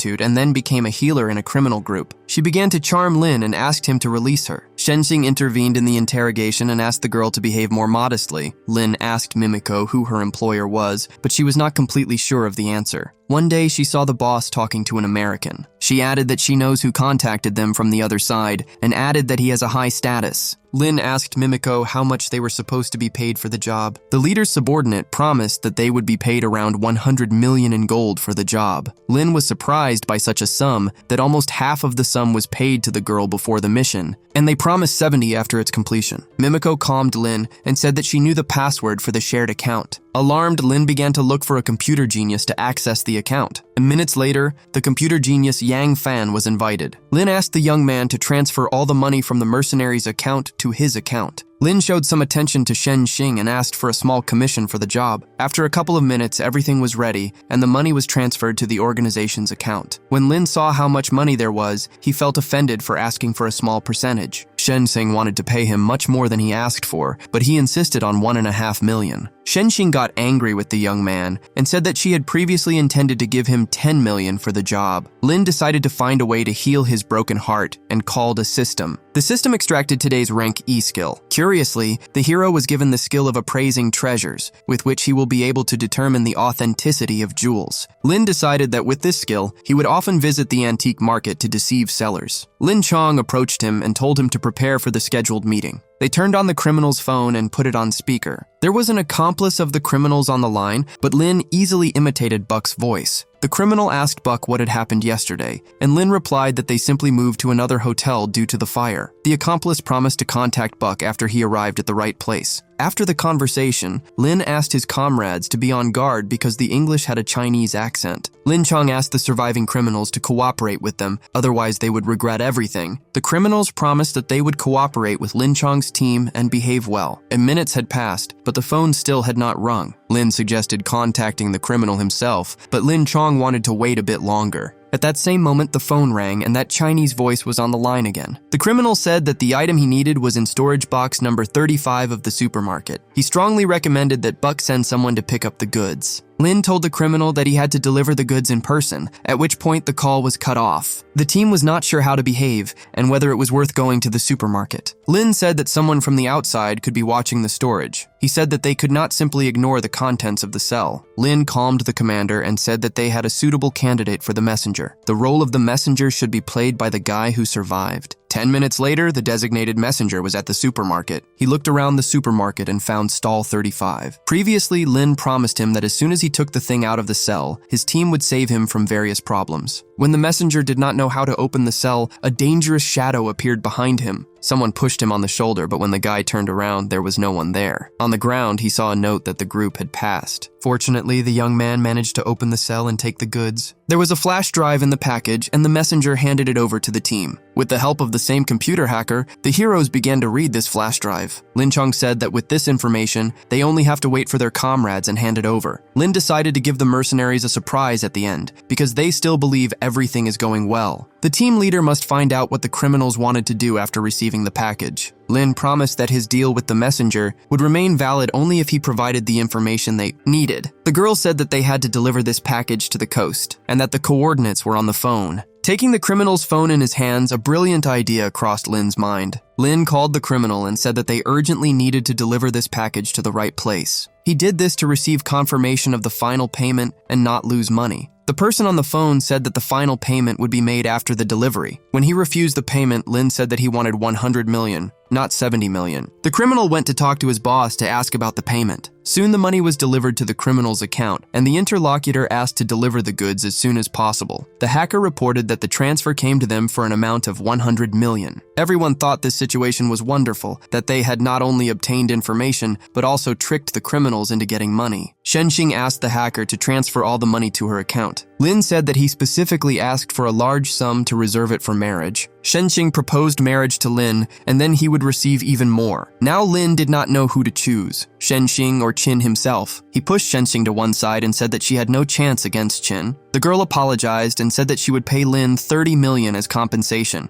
A few hours later, a support group arrived to join the team. Murong Tu, one of the 3 most influential people in China, got off the helicopter. Shenxing told Lin that this man was respected by all soldiers because he was known as the fierce tiger of the army. Lin Chong told Murong that there was no merit in that and pointed to Lin modestly. The man found it strange that he had never heard the name Lin before. Shenxing introduced Lin and explained to the master that he was her teacher. It turned out that Shenxing was his relative and saw Lin as a brother-in-law. The gentleman's phone rang and informed him that his interlocutor's granddaughter was doing well. Lin Chong told Lin that Shenxing's grandfather was also known as an influential person due to one of the operations to eliminate the enemy in the country. After the conversation, Murong thanked the team for eliminating all the criminals. Lin Chong handed the gentleman a flash drive containing the information they were trying to steal. The gentleman said that Zhang Hong is the most talented person in the country. After reaching the gold level, he decided to dedicate himself to researching spiritual weapons. Murong promised the late master that he would protect the results of his research. He set off and ordered his team to conduct a thorough investigation to find the main culprit. Murong flew in a helicopter and took that pair of bandits with him to beat some information out of them. Lin and his team did not waste time and went to the base. They did not say a single word during the entire journey and returned to headquarters early in the morning. Upon their return, the captain's behavior surprised Lin a little. Commander invited Lin to join his team. Lin rejected the offer because he does not want to be in the army. The commander asked Lin to think about it and added that he had requested the higher authorities for a first-degree decoration for Lin. Shenxing intervened in the conversation and said that there was a more suitable reward for Lin. She whispered in the commander's ear that Lin needed the treasure of his team. At first, Lin was happy with this conversation, but then he heard that they were talking about an animal. Lin only wanted them to give him the money, but the captain ordered them to bring a new reward. Shenxing assured Lin that he would like this compensation for his work. An egg with horns appeared in front of Lin. Shenxing said that they still do not know what kind of egg it is or how to incubate it. With the help of the system, Lin tried to find information about this egg. The assistant said that it was a huge dragon egg and that it definitely needed to be planted. Lin thought that if there is an egg, it means it has parents. Lin decided that when the egg hatched, he would use it as a means of transportation. His incubation skill told him that this egg could hatch, but it would be quite a hassle. Suddenly, Shenxing realized that something was wrong with the egg. It turned out that Shenxing had been trying to break this egg for months, but when she failed, she turned into a demon. Lin announced to his comrades that he had discovered that it was a dragon egg. The commander told Lin that this was the egg of a legendary dragon that flew in the sky. For a moment, he began to regret giving Lin that egg instead of money. Lin explained that there were 2 options to cultivate this egg. According to the first option, if an extremely spiritually strong person puts their strength into it, then in 10 years. The second option is to use spiritual cores so that it hatches much faster. The commander said that they had no reason to take back what they had given to Lin and that it would take a lot of effort to plant that egg. Now Lin thought that it would be great if he had his own dragon. At night, before going to sleep, Lin began to feed the egg with his spiritual energy. He knew that if he fed that egg every day, he would be able to hatch a dragon chick. When he released a stream of energy toward the egg, he achieved a breakthrough of 2 silver stars. He remembered that Shenxing had given him a golden core before. He wondered whether to absorb it into himself or use it to create a dragon egg. Still, he decided to absorb this core into himself because it would not bring any benefit to the egg. After absorbing the core, Lin received a breakthrough of 3 silver stars. All that was left for Lin to do was sell the unwanted cores in exchange for more expensive ones. He definitely wanted to ask brother Lin Chong about this idea in the morning. When Lin woke up in the morning, he discovered that all his cores had disappeared. He hinted to Lin Chong that a thief had entered the headquarters and taken his cores. Lin Chong explained to Lin that there was no thief who could penetrate Lin's outer space. After thinking a bit, Lin realized that the cores were stolen by a dragon egg. Lin was angry with the egg for not waiting for the sale of unnecessary cores and the purchase of more valuable ones. This egg ate grains worth 100 million yuan. Lin announced to the commander that he was returning to the academy because he needed to continue his military training. Lin Chong informed Lin that he still had a bunch of people with unanswered questions. Lin Chong advised the student to first finish the work he had started and then go to the academy. Shenxing was worried that the teacher would abandon them and asked him not to leave. On the girl's face, it was written that she had fallen in love with Lin during those days. Shenxing said that without Lin, they could not address the research on spiritual animals. The laboratory technicians also said that hard times would return after Lin left. Lin announced that he had written a small manual especially for them, which contained answers to many questions. The laboratory technicians were happy with the reference book, but Shenxing was not happy. In the following days, Lin devoted himself entirely to writing a book about spiritual beasts. She decided to take revenge on him, and every day gave him skills on how to maintain and care for spiritual animals. Finally, Lin managed to complete the book, which began to be copied and distributed to the headquarters staff. At night, Shenxing came to the hero, who was worried about his transfer the next day. The girl was curious to know how Lin had acquired so much knowledge at his young age. Lin tried to deceive her and made up that he had a wise mentor. Shenxing pretended to believe him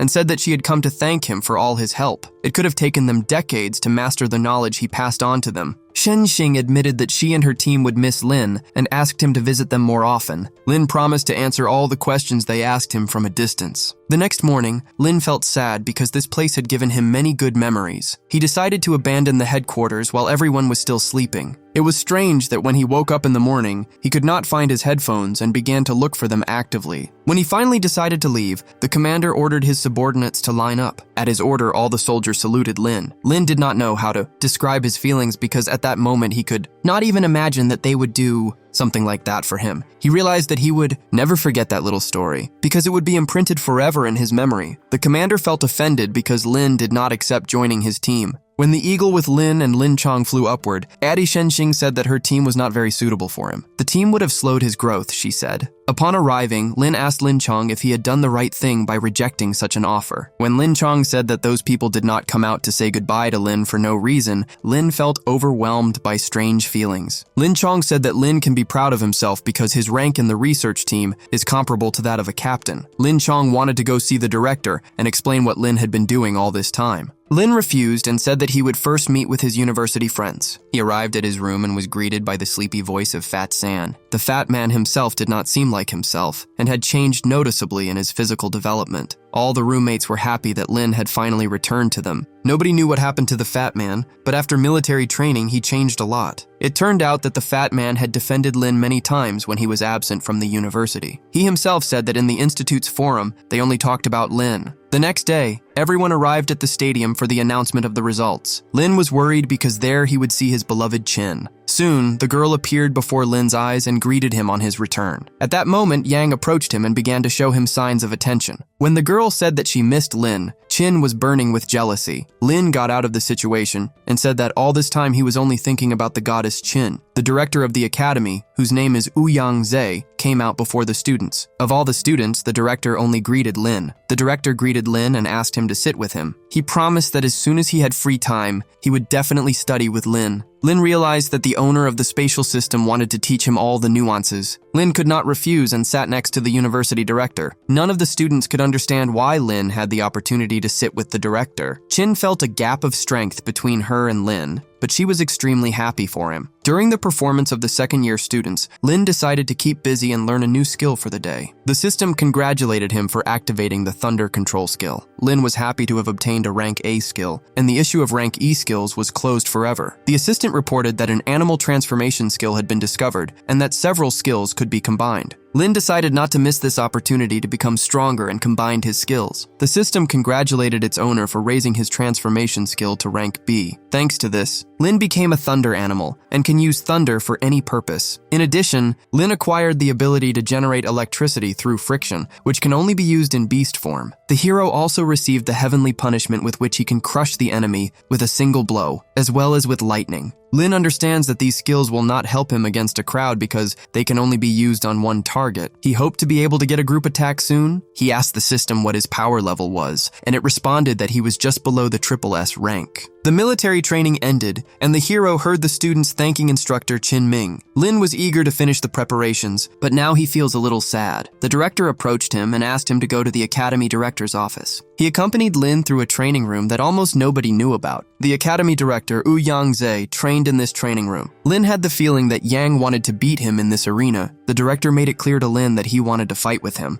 Lin had no other choice and decided to test the beast transformation skills. When he turned into a white rabbit, the director noticed that his skills had increased. Lin showed the man all his strength and dealt him a powerful blow. After attacking, he used his skill of opening doors and fled the scene. The director noticed that Lin had thunder and lightning powers, as well as a gold-level attack. Lin appeared again near the director, and he persistently asked him to show everything he was capable of doing. Then, Lin used lightning and heavenly punishment for the first time. The director was completely covered by an electric charge and could not move. After Lin showed all his skills, the director felt ashamed of himself. He was sure that Lin had a great future, because in just 1 month he had become much stronger. He invited Lin to become his personal student. Lin agreed with the proposal and asked to be taught all the nuances of mastering the spatial system. For this, the director decided to give him a reward in the form of a gold-level spatial sphere. He asked the boy in front of him to absorb the sphere, and the hero did so. Apart from the director, there is no other owner of a spatial system in China, and this man can be considered his successor. By absorbing the sphere, Lin achieved a breakthrough of 4 silver stars. Lin decided to test his strength and broke a mannequin that was at a great distance. The director discovered that Lin's spatial system was very different from his. Lin said that one of the skills of the spatial system is to open any door. The master hinted to Lin that he could use this skill to open his own door. Lin thought about his words and decided to try his skill. After leveling up to 4 silver stars, the distance between the doors increased to 70 meters. With this skill, his speed will increase approximately double. Even if the enemy dodges his attack, he can attack him again. Suddenly, the director's granddaughter called him and said it was time to eat. It turned out that Yang was his granddaughter and was not happy with her grandfather's conversation with Lin. Yang asked the director not to think that Lin had a spatial system. She insisted that Lin was just a rabbit and that everything he said was complete nonsense. When the director said that he would be Lin's teacher, Yang got very angry with him. The director said goodbye to his new student and said that he would return when official classes began. San approached Lin and invited him to spend the weekend usefully. Soon, the young people arrived at the huge buildings. This company is the 3rd largest in the country, and Lin almost forgot that San belongs to a wealthy family. Suddenly, San greeted one of the passers-by. It was Janger, the 2nd son of a wealthy company. San greeted Janger and told Lin that he was his brother. Seeing San lose weight, Janger did not believe it was his brother. San introduced Lin to his brother and said that he helped him adapt to the academy. Janger had heard about Lin and allowed him to call him brother. He invited a group of young people to come in to talk. They entered and began to ascend to the desired floor in a luxurious elevator. Upon entering the apartment, Lin noticed too many ancient treasures. Janger asked the guest to look at some items and estimate their value. Fortunately, Lin had the necessary skill which allowed him to discover that that item was fake. He said that half the room was full of fakes, and that angered Janger. Janger said that he spent a lot of money on this collection and even had it appraised by experts. Lin decided to prove to brother Janger that he was right. Janger doubted that the guest was better than the experts he had hired. The young people took the first object they found and began to evaluate it. Lin said that if this item is authentic, then its value is estimated at no less than 20 million. Janger believed the guest and said that he had paid exactly 25 for that item. Then Lin asked to listen to him and explained that the original was worth 25 million and the fake was worth 100,000. He explained that this technique of making fakes appeared in antiquity. In the end, it turned out that Janger had spent 25 million to buy a fake that was worth 100,000. Lin annoyed this young man, but decided to continue appraising his property. After evaluating some things, Janger invited the hero to attend the auction with him tomorrow. The next day, Lin was waiting for the moment to go to the auction. He decided to take advantage of his time and learn a new skill for today. The system congratulated its owner for receiving the X-ray skill of Brank. Lin could only dream of this X-ray to examine the body of the beautiful Chin. When the system suggested that he use the skill, he did not even think about it. It turned out that this skill allows the hero to see the essence of all things. Lin looked around the room and could see what was inside the objects. San entered his room without understanding what was happening to Lin. Lin pretended that everything was fine and asked San why he came. San reminded Lin that he would soon have to go to the auction with Janger. The auction took place in the Tianbao Pavilion. There were quite serious people there, and it seemed that Lin had no place among them. After scanning the guards, Lin realized that they even had spiritual magic here. Upon recognizing Jay, the administrator greeted him and asked him to continue on his way. San said that only the most influential people can attend this auction. Lin was lucky and saw his goddess among the guests. The girl was in the company of her mother and immediately greeted Lin. The name of Chin's mother was Wen Shihan, and it turned out that she recognized Lin. Lin realized that he had just met his future mother-in-law. Chin's mother was angry with Lin because he had hit her daughter many times. Wen found it strange that San also knew Lin. Janger explained the situation and said that Lin was a friend of his brother. Soon the woman's face changed and she winked at Lin. She said that her daughter told her a lot about Lin. Wen liked this boy, and it seemed to her that her daughter was in love with him. The auction is about to begin, and before that, the host decided to remind the guests of something. He said that each piece comes with a certificate of authenticity, but the guests must understand that errors can occur. The owner of the pavilion, whose name is Lee Jinyu, asked the guests to keep everything secret and not make it public. Without further ado, he started the auction and handed the first coupon to the guests. It was an enameled bowl with plum blossoms painted from the Song dynasty. Lee Jinyu counted to 3 and asked the guests to start making their bids. Janger immediately asked Lin if the item was fake. Lin scanned the items and said that they were genuine and worth no more than 5 million. Yang raised his hand and announced the price that Lin had told him. The pavilion owner Lee Jinyu asked the guests to continue making their bids. All the guests sat in silence, and nobody wanted to surpass that high price. Lee Jinyu congratulated Janger for buying the bowl for 5 million.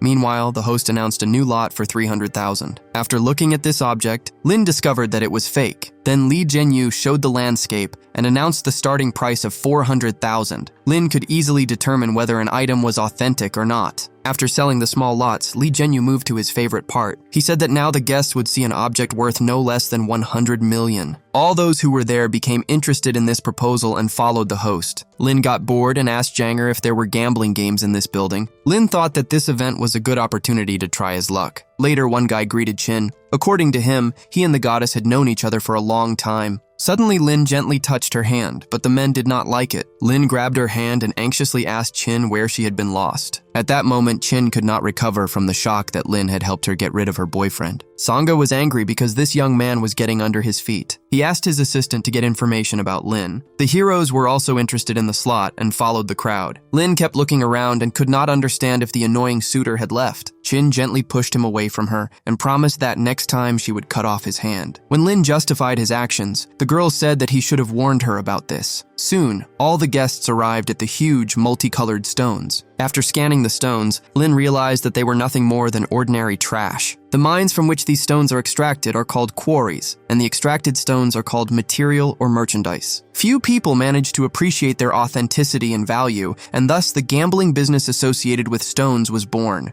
The game itself is tied to risks associated with the quality and price of the stones. This stone must be exactly what the auction organizer said it was. If it is evaluated correctly, you can get a stone whose price can reach up to 1,000 million. Lin carefully examined the nearest stone and realized that it was fake. When Lin was thinking about this stone, Songi approached him. He advised Lin to stay away from Chin because he was not worthy of her. Lin laughed and replied to the boy that he was worth nothing compared to him. Sangha believes that he and Chin are the perfect couple. Lin told Sangha that he had accumulated trash in his head, and that made the boy angry. Sangha challenged Lin to a game, and whoever lost would leave the city and leave Chin alone. Lin tried to explain to his opponent that the girl was not merchandise and could not be treated like that. Sangha insisted that Lin accept the bet, and if he lost, he would give the winner 100 million. Lin refused because the bet was too small. He announced his price and said that the loser would give the winner 500 million. Sangja's family would definitely not pat him on the head if he lost, but if he backed out, he would lose prestige. He assumed that Lin was bluffing and did not have that amount of money. Then he approached Lin and said that he would find the money. Sangha's assistant believed that Lin was lying and only wanted to show off in front of the girl. Finally, Sangha accepted the bet on Lin's terms. When the men went to talk, the mother asked her daughter if she was in love with Lin, and she proudly replied that she had no time to fall in love right now. The woman Wen made it clear to Chin that she was happy when her daughter smiled. The auction organizer joined the bet between the two men. Li Zhenyu said that all the exhibits are divided into 6 categories according to their value. Everyone had heard that the price of these pieces ranged from 3,000 to 1,000 million or more. Each participant must choose 10 pieces, and the one with the most expensive one will win. Sangha was the first to choose his first stone from the pile of stones. Lin also made his choice carefully and informed the host. Sangha realizes that his stones are much more valuable than Lin's. The host was ready to evaluate this choice and asked who would go first. Lin could not wait to hear how he won the first level of this bet. Lin's first stone was ice jade and was worth about 10 million. Everyone present thought that Lin was just lucky. Now it was Sangha's turn to show off his first stone. When the assistants began to cut the stone, Lin realized that he had originally set his sights on it. When the stone was cut, everyone present shouted that it was made of gold. Sangha's assistant thought about it, but Sangha assured him that they would definitely win with this stone. The host Li Zhenyu took a long time to respond, but then said that this stone was worth 8 million. It was clear to everyone that Lin had won this round of betting. After the first round, Lin had a lead of 2 million. Lin decided to buy Chin a gift in honor of the victory. She felt embarrassed and asked Lin to continue the bet and choose the next stone. Unfortunately, the second game ended in a tie, but in the third, Songa's assistant won. The final round of stone selection awaited the participants. Songa got alarmed upon discovering that Lin had a lead of almost 2 million. Uncle Wang, who was Songa's assistant, assumed that Lin was an expert in jewels. When the young men had to choose the last stone, Songa's team was not sure of their choice. Songa believed that he could seize the victory and take home 500 million. He pointed to a huge green stone and asked the leader to cut it. Anne entered the bet, who said that the value of this stone was 10 million and said that the opponent clearly knew something. Lin decided to raise the bet and said that the loser would give his stone to the winner. Songa got scared and sweat began to run down his face. Songa agreed and suggested that Lin choose the stone first. Songa's assistant noticed that Lin's skills were quite good, but he was sure that this time it would definitely be the end for him. When Lin chose the stone, people were sure that that crumb was worth nothing. The auction organizer asked Lin to review his choice again, but he was confident. On the table was a huge golden stone and a Lin stone. Songa asked for his stone to be cut first so that Lin would realize his mistake. When the young man's stone was cut, everyone found that it was hollow. The young man received only 15 million for this stone. Songa realized that he had a 13 million advantage over Lin. He was sure that such a gap could not be bridged with that stone, whose price was no more than 3,000. Suddenly, Lin announced that he did not want the stone to be cut and that it would be enough to simply polish it. The host said that the probability that this stone had any value was almost zero. When the stone was polished, everyone saw that the Imperial Emerald was on the table. One of the witnesses pointed out that this stone is worth at least 50 million. Lin hoped that his opponent would quickly admit defeat. Songa broke into a sweat and announced that he did not have that amount to pay.